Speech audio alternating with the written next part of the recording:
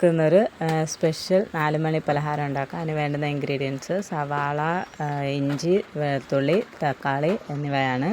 ഇത് നമ്മൾ നന്നായിട്ട് ചെറുതായിട്ട് അരിഞ്ഞെടുക്കുക. അതിൻ്റെ കൂടെ നമുക്ക് അടുത്തതിലേക്ക് ചേർക്കുന്ന മസാലകൾ നമുക്കൊന്ന് നോക്കാം. അതിന് വേണ്ടുന്ന മസാലകൾ മഞ്ഞൾപ്പൊടി, മുളക് പൊടി, ചിക്കൻ മസാല, കുരുമുളക് പൊടി, ഗരം മസാലയാണ്. അത് കഴിഞ്ഞ് നമുക്ക് 2 മുട്ട എടുത്തൊന്ന് ബീറ്റ് ചെയ്ത് വെക്കാവുന്നതാണ്. അത് നമുക്ക് ഇതിനകത്തേക്ക് ആഡ് ചെയ്യേണ്ട സാധനമാണ്. അപ്പം നമുക്ക് മുട്ട നന്നായിട്ട് ബീറ്റ് ചെയ്തെടുക്കാം. അതിന് ബീറ്റ് ചെയ്തെടുത്തതിന് ശേഷം നമുക്ക് ചട്ടി അടുപ്പത്തേക്ക് വെക്കുക. അതിലേക്ക് കുറച്ച് എണ്ണ ഒഴിക്കുക, കടുകിടുക.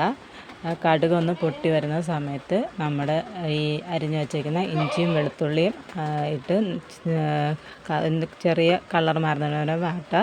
അത് കഴിഞ്ഞ് സവാള ഇട്ട് നന്നായിട്ടൊന്ന് വാട്ടിയെടുക്കുക. അതിൻ്റെ ഒരു ഗോൾഡൻ കളറാവുന്നിടം വരെ ഒന്ന് വാട്ടിയെടുക്കുക.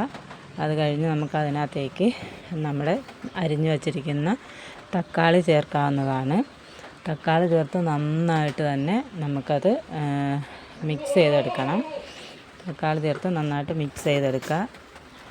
ഇത് കണ്ടുകൊണ്ടിരിക്കുന്നതിൻ്റെ ഇടയ്ക്ക് ഇഷ്ടമായാൽ എല്ലാവരും ലൈക്ക് ചെയ്യുക, ഷെയർ ചെയ്യുക, കമൻറ്റ് ചെയ്യുക, സബ്സ്ക്രൈബ് ചെയ്യുക. തക്കാളി ഇട്ടതിന് നന്നായിട്ട് വാട്ടിയതിന് ശേഷം നമുക്കതിനകത്തേക്ക് മസാലകളെല്ലാം ചേർക്കാവുന്നതാണ്.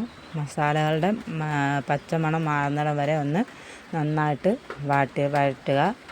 നന്നായിട്ട് വഴറ്റിയെടുത്തതിന് ശേഷം നമുക്കതിനകത്തേക്ക് ബീറ്റ് ചെയ്ത് വച്ചേക്കുന്ന മുട്ട ചേർക്കാവുന്നതാണ്. നന്നായിട്ട് മുട്ട ചേർത്ത് നല്ല പോലെ നമുക്കത് ഇതായിട്ട് നമുക്കത് എടുക്കാവുന്നതാണ്.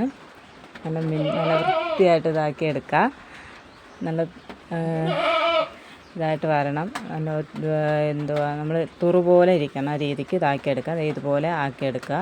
ഇതുപോലെ ആക്കിയതിന് ശേഷം നമുക്ക് ഫ്ലെയിം ഓഫ് ചെയ്യാവുന്നതാണ്. ഫ്ലെയിം ഓഫ് ചെയ്തതിന് ശേഷം നമുക്ക് ഒന്നും കൂടെ ഒന്ന് തണുക്കാൻ വെക്കണമല്ലോ. അന്നേരം നമുക്കതൊന്ന് നന്നായിട്ട് ഇളക്കി കൊടുക്കാം. നന്നായിട്ട് ഇളക്കി യോജിപ്പിച്ച് കൊടുക്കുക. ഇതിനകത്ത് ഉപ്പ് ആഡ് ചെയ്യണം കേട്ടോ. ഇതിൻ്റെ ഇടയ്ക്ക് ഞാനത് പറയാൻ വിട്ടുപോയതാണ്. അന്നേരം നമ്മുടെ മസാല ഇവിടെ ശരിയായിട്ടുണ്ട്. നമുക്കിനി ഇത് മസാല ഫില്ല് ചെയ്യാൻ വേണ്ടിയിട്ട് രാവിലെ എടുത്ത പൂരിയുടെ ബാക്കി മാവ് ഉണ്ടായിരുന്നു. അത് വെച്ചാണ് ഞാൻ ഫില്ല് ചെയ്യുന്നത്. അന്നേരം ആ മാവ് പ്രസ്സിൽ വെച്ച് പരത്തുക. അതിലേക്ക് ഈ ഫില്ലിങ് ചേർത്ത് കൊടുക്കുക.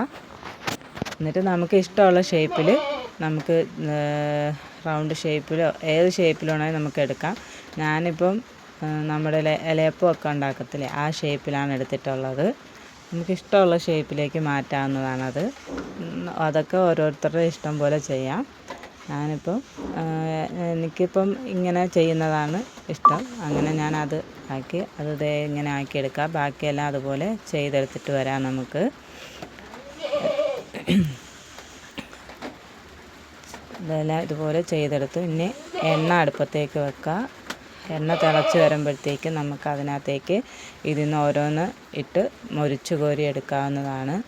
മൊരിച്ച് കോരി എടുത്ത് നമുക്കത് 4 മണി പലഹാരമായിട്ട് ഉപയോഗിക്കാവുന്നതാണ്. ഇതിന് പ്രത്യേകിച്ച് പേരൊന്നുമില്ല കേട്ടോ. നിങ്ങൾക്ക് ഇഷ്ടമുള്ള പേര് പറയാം. കണ്ടുകൊണ്ടിരിക്കുന്നതിൻ്റെ കൂട്ടത്തിൽ നിങ്ങൾക്ക് ഇഷ്ടമാവുകയാണെങ്കിൽ ലൈക്ക് ചെയ്യുക, കമൻറ്റ് ചെയ്യുക, ഷെയർ ചെയ്യുക, സബ്സ്ക്രൈബ് ചെയ്യുക. ആരും കമൻറ്റ് ചെയ്യുന്നില്ല. എല്ലാവരും ഒന്ന് കമൻറ്റ് ചെയ്യണേ, സബ്സ്ക്രൈബ് ചെയ്യണേ.